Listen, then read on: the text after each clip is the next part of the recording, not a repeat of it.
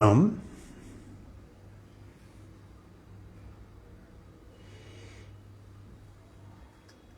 सद्गुरु सत्यानंद जी महाराज के चरणों में वंदन करते हुए सभी गुरुजनों को प्रणाम करता हूँ। उनके चरणों में कोटि कोटि वंदन। और विशेषतया मेरे प्रेरणा स्रोत डॉक्टर गौतम चटर्जी सर, जिन्होंने न सिर्फ मुझे प्रेरणा दी बल्कि आदेश भी दिया, और शायद उन्हीं का यह आशीर्वाद है कि हम अमृतवाणी के विश्लेषण के लिए लगातार प्रयास कर रहे हैं। राम जी जैसा चाहे वैसा हो रहा है। सर्वप्रथम सर्वशक्तिमान परम परमात्मा श्री राम जी को हम नमस्कार करेंगे। परमात्मा श्री राम परम सत्य प्रकाश रूप, परम ज्ञानानंद स्वरूप, सर्वशक्तिमान एकैव अद्वितीय परमेश्वर, परम पुरुष दयालु देवादिदेव है, उसको बार बार नमस्कार नमस्कार नमस्कार नमस्कार। जय श्री राम। हम अमृतवाणी का काफ़ी समय से ये कर रहे हैं और अभी तक हमने राम कृपा अवतरण, नमस्कार सप्तक और अमृतवाणी के 13 पदों तक हमने बात की। आज हम जो लेने जा रहे हैं वो है 14वां पद। जपना राम राम है सुकृत, राम नाम है नाशक दुष्कृत, सिमरे राम राम ही जो जन, उसका हो सुचितर तन मन। जिसमें राम नाम शुभ जागे, उसके पाप ताप सब भागे, मन से राम नाम जो उचारे, उसके भागे भ्रम बैसारे। जिसमें बस जाए राम सुनाम, होवे वह जन पूर्ण काम, चित्त में राम राम जो सिमरे, निश्चय भव सागर से तरे। राम सिमरन होवे सहाई, राम सिमरन है सुखदाई, राम सिमरन सबसे ऊंचा, राम शक्ति सुख ज्ञान समूचा। राम राम ही सिमर मन, राम राम श्री राम, श्री राम राम श्री राम भज, राम राम हरि नाम। राम नाम एक दुर्लभ नाम है। इसका वर्णन नहीं किया जा सकता, इसकी महिमा का वर्णन नहीं किया जा सकता। 2 अक्षर का छोटा सा नाम, वर्णनातीत है। सारे ब्रह्मांड में इसका प्रकाश है, सारे ब्रह्मांड में इसकी ध्वनि गूंजती है। संत महामुनियों ने, ऋषियों ने राम नाम की बहुत महिमा गाई है और उसका भी बहुत बड़ा कारण है कि इसे महामंत्र कहा गया है, यानी जिसमें सब कुछ समाहित हो। हर कामना की पूर्ति जो कर सके, चाहे वो भौतिक हो, दैविक हो, आध्यात्मिक हो, सब तरह की कामनाओं को जो दे सके, उनकी पूर्ति कर सके, ऐसा ये राम नाम है। महामंत्र ऋषियों ने इसको कहा है।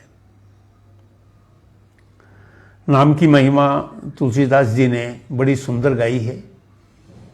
बालकांड के अंदर उन्होंने कई चौपाइयाँ ली है, सब एक से एक महान है, रस से भरी हुई हैं, महिमा से भरी हुई हैं।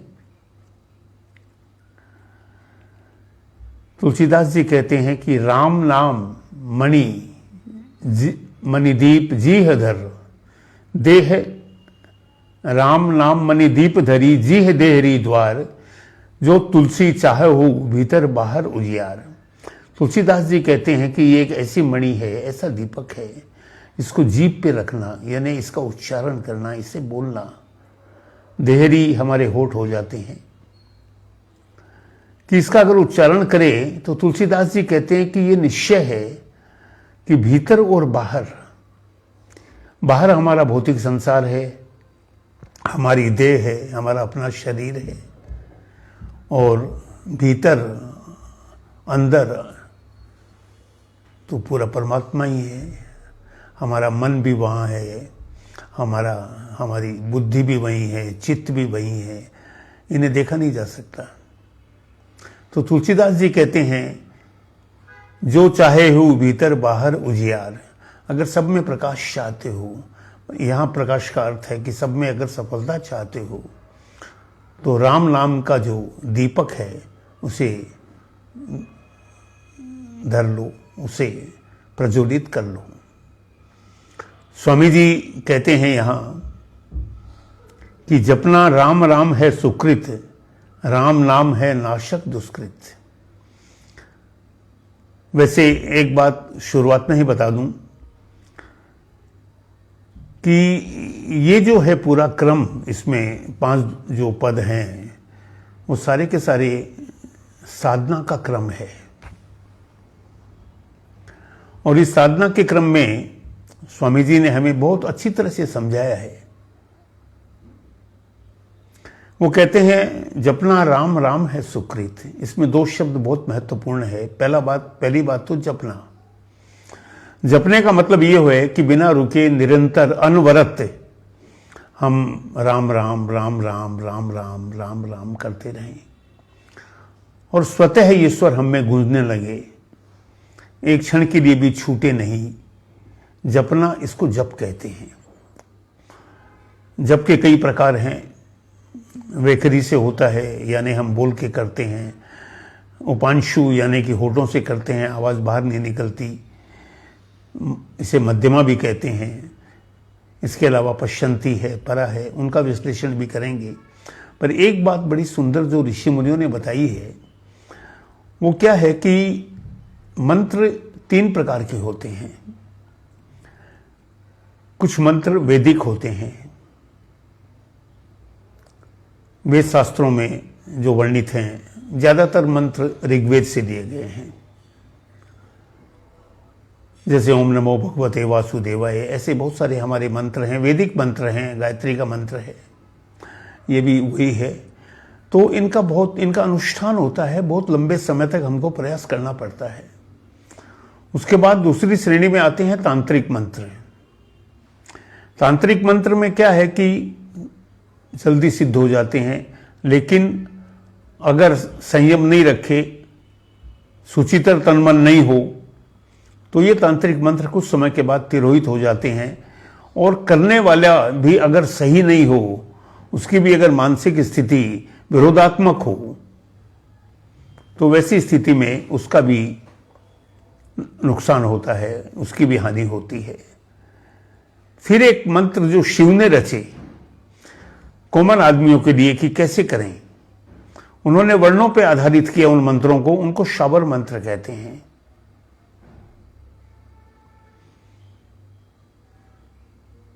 और सबसे बड़ी बात,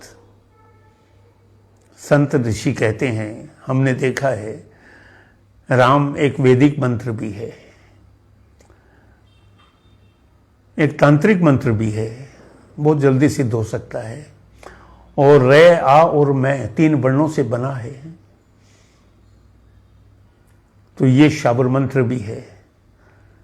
लेकिन इसकी सबसे बड़ी विशेषता यह है कि 3 के अलावा ये महामंत्र है, जिसके जपने से, स्मरण करने से अक्षय लाभ होता है। अब होता क्या है, सर्वप्रथम हमारा जो ध्येय होता है वो ये होता है कि हमारी जो मति है, हमारी जो बुद्धि है, वो निर्मल हो। वो निर्मल कैसे हो? तो स्वामी जी, तुलसीदास जी महाराज जी ने कहा है बालकांड में, राम एक तापस थिए तारी। हम जब भी राम की बात करते हैं, हमारे सामने दशरथ नंदन राम आ जाते हैं, लक्ष्मण जी के साथ, सीता जी के साथ। पूरी रामायण हमारे आंखों के सामने घूमने लगती है। बहुत उत्तम है, बहुत सुंदर है, क्योंकि ये भाव जागृत करती है। लेकिन तुलसीदास जी कहते हैं कि नाम की जो महिमा है वो राम की भी नहीं है, राम से बड़ा राम का नाम। तो कैसे है? कहते हैं राम एक तापस थिए तारी। राम ने एक तपस्वी औरत का उद्धार किया। वो तपस्वी औरत कौन? अहिल्या।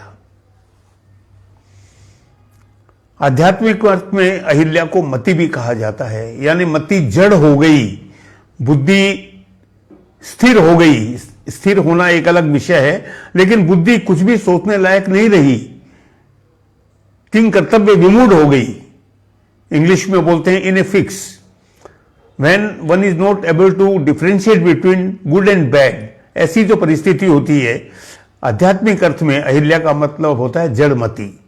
लेकिन यहां तुलसीदास जी क्या कहते हैं कि राम जो अवतार, मर्यादा पुरुषोत्तम राम जो आए, विश्वामित्र जी के कहने पर उन्होंने अपने चरण छुआए और अहिल्या नारी बन गई, यानी उसका उद्धार हो गया। तो तुलसीदास जी कहते हैं कि राम जो आए, दशरथ नंदन राम अवतार लेके, उन्होंने एक अहिल्या को तारा है।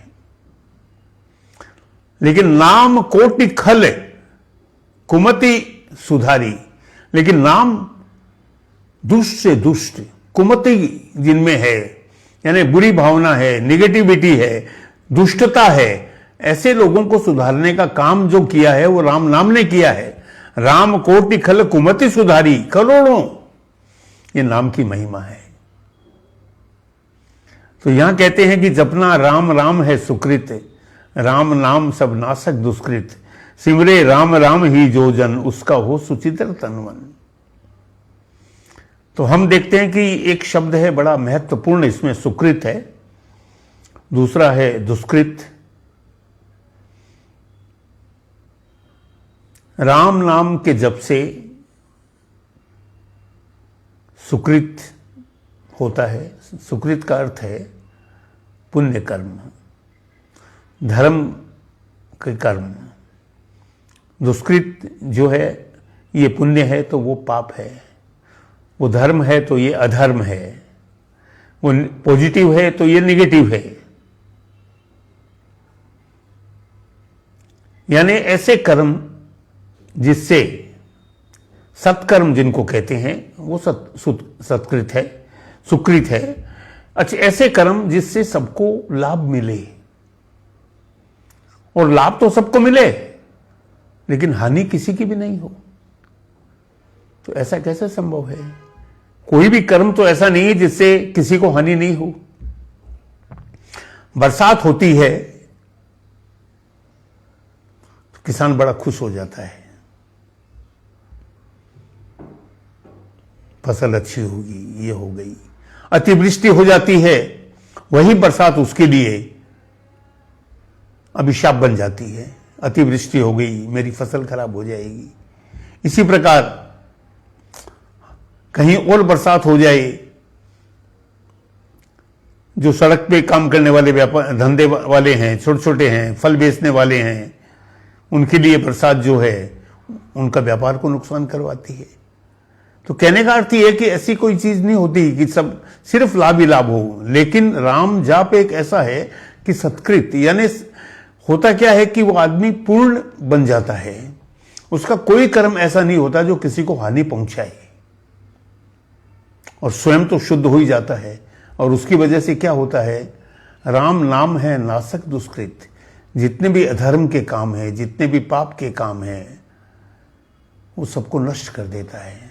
अब होता क्या है कि सुकृत भी हमारे प्रारब्ध से आता है और दुष्कृत भी प्रारब्ध से आता है।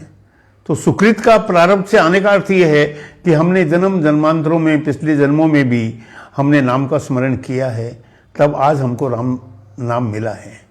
नाम ऐसे ही नहीं मिलता। आप ये मत मान के चलिए कि कोई भी रास्ते चलते को मिल गया, यानी कहीं न कहीं उसका संबंध हमारे प्रारब्ध से है। जो समय निकल गया सो निकल गया, गफलत में जो समय निकल गया सो निकल गया।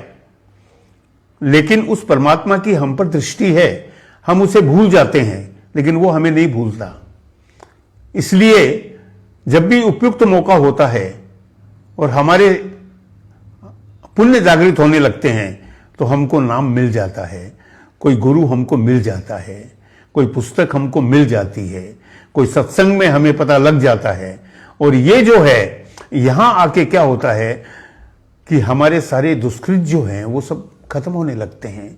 कैसे खत्म होने लगते हैं? जन्म जन्मांतरों से जो हम लेके आए हैं, वो तो इकट्ठा करते आ रहे हैं, वो संस्कार हमारे चित्त पे हैं, हमारी आत्मा पे हैं। अब उनसे हमको छुटकारा कैसे मिले? जब तक उनसे छुटकारा नहीं मिलेगा, हमारा मन निर्मल नहीं होगा, हमारा मन शुद्ध नहीं होगा, तब तक हमारे लिए आगे बढ़ना असंभव है। राम कृपा कैसे मिलेगी? तो स्वामी जी कहते हैं कि राम तो सब पे कृपा करते हैं उपयुक्त समय पे, और उस जब कृपा करते हैं उसके बाद में राम जी का दायित्व देखा जाए तो एक तरह से समाप्त हो जाता है। उन्होंने एक रास्ता दे दिया, वो गुरु के द्वारा दिया हो, किसी पुस्तक के द्वारा दिया हो, सत्संग के द्वारा दिया हो, एक रास्ता दे दिया। अब उस रास्ते पे चलना, उस पे सफल होना, ये हमारा काम है। इसलिए वो कहते हैं कि राम कृपा है राम की देनी, काल ब्याल जंजाल हर लेनी। राम कृपा उस जन्म में आवे, जिसमें आप ही राम बसावे। अर्थ ये है कि राम हमेशा हमको देख रहे हैं, परम कृपालु हैं। तो स्वामी जी यहां फिर कहते हैं कि सिमरे राम राम ही जोजन, कि जो व्यक्ति राम नाम का स्मरण करता है। सिमरन बहुत सुंदर शब्द है, ये स्मरण का भ्रंश है और ये पंजाब में ज़्यादा चलता है, और अब तो सब जगह सिमरन कहते ही परमात्मा की याद आने लग जाती है। तो कहते हैं कि सिमरन किसको कहते हैं? हम जाप कर रहे हैं, हम नाम ले रहे हैं, हम माला फेर रहे हैं, हम अमृतवाणी भी पढ़ते हैं, भक्ति प्रकाश भी पढ़ते हैं, और भी धार्मिक ग्रंथ पढ़ते रहते हैं। लेकिन होता क्या है, हर वक्त अगर हमारे स्मरण में रहे, तो हर वक्त स्मरण में कौन रहेगा? जब जाप निरंतर चलेगा। आंखें बंद है तो भी चलेगा, आंखें खुली है तो भी चलेगा। ये स्मरण है। आपने देखा होगा बहुत बड़े बड़े जो संत उच्च कोटि के हैं, उनके बारे में बहुत से लोग तो बोलते हैं कि साहब उनको तो हमने जप करते हुए नहीं देखा, उनको हमने समाधि में नहीं देखा, उनको हमने ऐसे नहीं देखा। ऐसा नहीं है। वो संत जैसे देवरा बाबा हुए, लोग कहते हैं 900 साल तक जिए। राम सुखदास जी महाराज हुए, डोंगरे जी महाराज हुए, तुलसीदास जी हुए, ऐसे ही बहुत सारे संत हुए हैं। हमारे स्वयं सत्यानंद जी महाराज को देख लो आप। तो ये संत जो हैं, इनका स्मरण नहीं बिसरता कभी। प्रवचन देंगे, आपसे बात करेंगे, भोजन भी करेंगे, सारे कर्म करेंगे, लेकिन स्मरण हर वक्त बना रहता है। राजा जनक का ही उदाहरण देख लीजिए ना आप। सारे भौतिक सुख प्राप्त थे राजा जनक को, सोने के महल में रहते थे, दास दासियां थी, लेकिन कहते हैं विदेह थे, देह से ऊपर, देहातीत। तो ये कब संभव होता है? जब सिमरन से होता है। तो यहां ये कहते हैं कि सिमरन राम राम, सिमरे राम राम ही जोजन, कि ये अगर स्थिति हमारी बन गई, स्मरण में अगर हमारे राम आ गए, तो पहला काम क्या होता है? सुचितर तन मन। शुचि का मतलब स्वच्छ, अच्छा, और सुचितर मतलब अत्यंत स्वच्छ, निर्मल हो जाना, मल नहीं रहे, मैल नहीं रहे, वो सुचितर है। तो यहां क्या कहते हैं कि सुचितर तन मन, यानी सबसे पहले हमारा तन शुद्ध होता है। तन शुद्ध होने का अभिप्राय ये है, ये जो शरीर है ये व्याधियों का घर है, हजारों रोगों का भी घर है। हर व्यक्ति को कोई न कोई समस्या रहती है। तो राम नाम का जब स्मरण होता रहेगा, तो सर्वप्रथम हमारा शरीर जो है वो रोगों से दूर हो जाएगा, बीमारियां उस शरीर से भागने लगेगी, और तन जो है सुचितर, स्वच्छ हो जाएगा। स्वच्छ होने का अर्थ यह है कि हमारे शरीर के सारे अंग ठीक से काम कर रहे हैं, कहीं कोई व्याधि नहीं है, कहीं कोई रुकावट नहीं है, हम पूर्णतया स्वस्थ हैं। और उसके बाद की स्थिति बनती है मन की। ये मन है, यही तो जंजाल है, हर वक्त कुछ न कुछ सोचता रहता है, कल्पना में रहता है, उड़ान भरता रहता है, सपने देखता है, भविष्य के सपने देखता है, अपने भूतकाल को याद करके पश्चाताप करता है। कहने का अर्थ यह है कि एक क्षण के लिए भी मन जो है स्थिर नहीं होता। तो स्वामी जी कहते हैं कि स्मरण सिमरे राम राम ही जोजन, कि अगर हमने राम नाम को स्मरण में ले लिया तो हमारा मन भी शुद्ध होना शुरू हो जाता है। तन के बाद मन की बारी है, क्योंकि तन अगर निरोग है तो मन भी फिर निरोग होना शुरू हो जाता है। और उसके बाद क्या होता है, जिसमें राम नाम शुभ जागे उसके पाप ताप सब भागे। ये स्थिति आने के बाद में जिसमें राम नाम जगने लग जाए, राम नाम का जागरण हो जाए, इसे ही संतों ने जागृति कहा है। गुरु नानक देव जी तो कहते थे, जागो रे जिन जागना, अब जागत की बेर, जगना है अब जग जाओ। तो जागरण का अर्थ है कि हम राम नाम हम में चेतन हो गया, राम नाम हम में प्राणमय हो गया, वो जागृत हो गया। ये जो जागृत होना है ये छोटी बात नहीं है। तन शुद्ध हो गया, मन शुद्ध हो गया, अब राम नाम का जागरण होता है। आप देखिए हनुमान जी जामन जी के साथ बैठे हैं, समुद्र के किनारे सारे वानर बैठे हैं।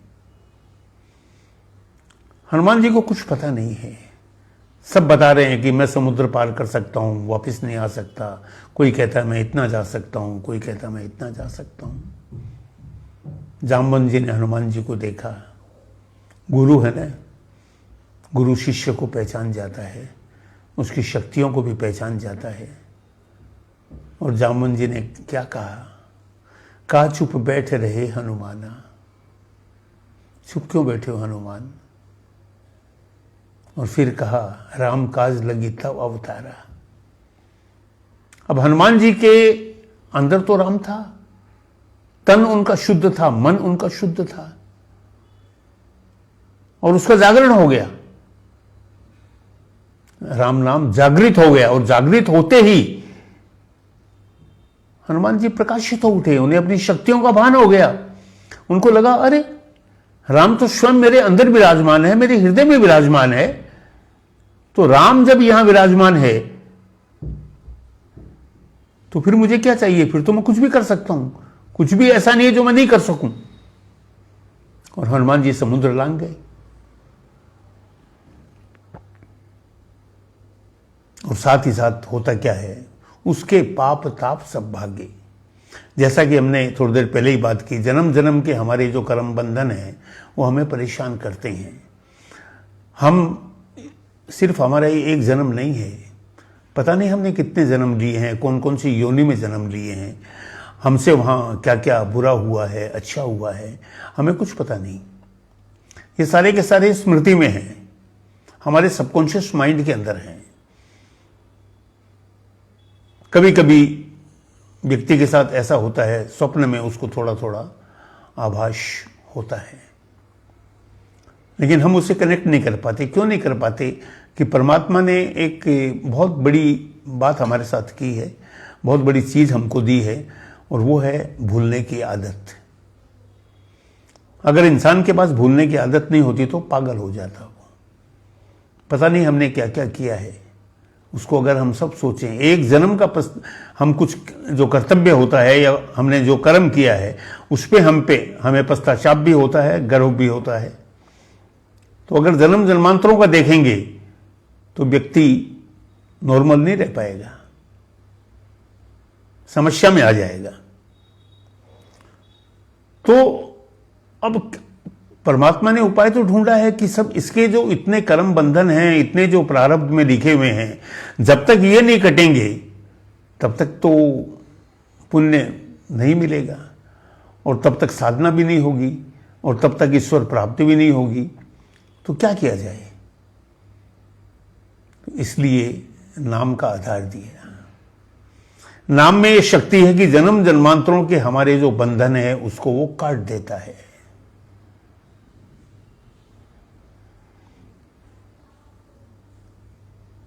मन से राम नाम जो उचारे उसके भागे ब्रह्म बैसारे।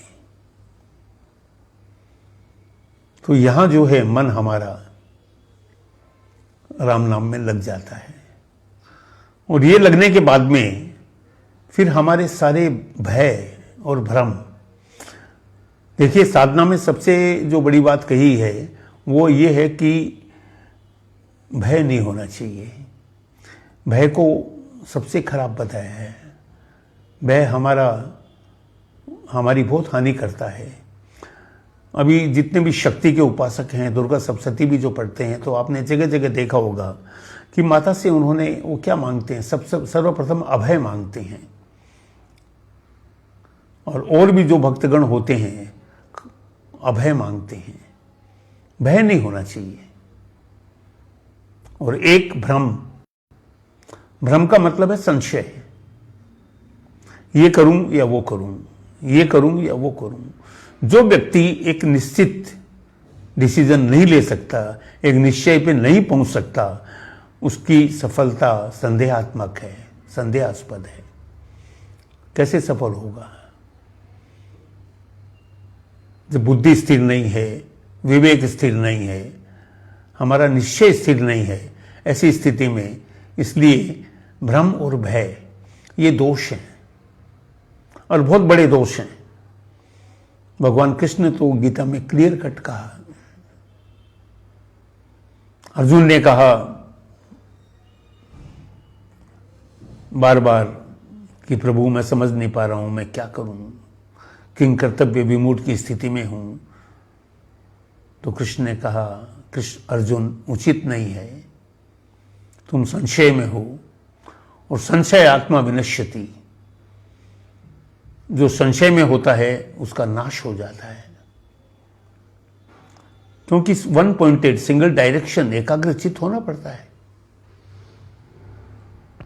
इसके लिए कहा है कि संशय यानी भ्रम, इसको हम इल्यूजन भी कह सकते हैं। जो नहीं है उसको देखना और जो है उसको नहीं देख पाना। और भय, मैं ये करूंगा तो ये हो जाएगा, ये करूंगा तो ये हो जाएगा, ये भय की स्थिति है। तो साधना क्या करती है कि व्यक्ति को निर्भय बनाती है। परमात्मा नाम जो है उसका, मैं तो कहूंगा परमात्मा नाम में ही बसा हुआ है, अभय प्रदान करता है, और हमारे जितने भी भ्रम हैं उन सबको हर लेता है। ये राम नाम की बहुत बड़ी ताकत है, बहुत बड़ी राम नाम में ये शक्ति है। इसलिए संत क्या कहते हैं, और ख़ास तौर से मैं तो देखता हूँ हमारे जो पंजाबी बहनें हैं वो बड़े प्रेम से गाती है सत्संग में, सानू मिल गया नाम प्यारा होर असा की मंगना। सानू मिल गया नाम प्यारा होर असा की मंगना। कि भाई जिसको नाम मिल गया उसको सब कुछ मिल गया, उसके बाद वो क्या मांगे, क्योंकि नाम में सब कुछ है। सारा संसार नाम में है, सारा ब्रह्मांड नाम में है, सारा अंतरिक्ष नाम में है। दृष्टि चाहिए, लगन चाहिए, और दूसरी बात मंत्र जाप मम दृढ़ विश्वासा। नवदा भक्ति में शबरी को पांचवी जो भक्ति बताते हैं वो राम जी कहते हैं कि मंत्र जाप मम दृढ़ विश्वासा। मेरा जो मंत्र है, मेरा मंत्र मतलब राम नाम मंत्र या कोई भी नाम हो आपका, जो भी नाम है उसमें दृढ़ विश्वास होना चाहिए, फर्म डिटर्मिनेशन, फर्म बिलीफ। जब तक आपको फेथ नहीं है, विश्वास नहीं है, तब तक आगे नहीं बढ़ा जा सकता। फिर नाम भी सहायता नहीं करेगा, क्योंकि सहायता आदमी कब करता है, हम किसी का सहारा लेना चाहते हैं, कोई व्यक्ति हमें सहारा देता है और हम कहते हैं नहीं नहीं नहीं चाहिए, वो व्यक्ति हट जाएगा आपसे, सहारा नहीं मिलेगा। हमें कुछ चाहिए, कोई देने को आता है, हमने मना कर दिया तो वो हमें नहीं मिलेगा। तो वही बात है। इसलिए नाम के प्रति पूर्ण विश्वास होना चाहिए, पूर्ण समर्पण होना चाहिए। मंत्र जाप मम दृढ़ विश्वासा। अब ऐसा है कि मैं तो चाहता था थोड़ी जल्दी से करके सब कवर करें, लेकिन नहीं कर पाए। विषय ही ऐसा है, राम जी का है। तो आज हमने 14 और 15 2 पदों का किया है। अगली बार आगे के 3 जो हैं वो करेंगे। एक विशेष बात बता दूं, ये जो जपना राम नाम है सुकृत से लेके आगे तक जो है, ये एक क्रम है साधना का। इसके बारे में हम अगली बार बात करेंगे। ये बहुत बड़ा क्रम है। साधना कैसे की जाती है, कहाँ से की जाती है, उसके बाद क्या क्या होता है और हमें क्या क्या उपलब्धि होती है। तो साधना का पूरा क्रम स्वामी जी ने बताया है। जैसे जपना बताया है, उसके बाद स्मरण बताया है उन्होंने, सुचितर तन मन, मन की शुद्धि और तन की शुद्धि बताई है। फिर यहाँ जो है वहाँ मन थोड़ा सा शुरू होता है साफ होना, यहाँ मन पूर्णतः शुद्ध हो जाता है दूसरे में। उसके बाद चित्त पे आएंगे, यानी ये साधना की क्रमिक स्थिति है। तो अगली बार साधना की क्रमिक स्थिति पे बात करके और फिर हम 16वें पद से आरंभ करेंगे। समय हो गया है। जय श्री राम। आप सबको बहुत बहुत धन्यवाद। जय श्री राम।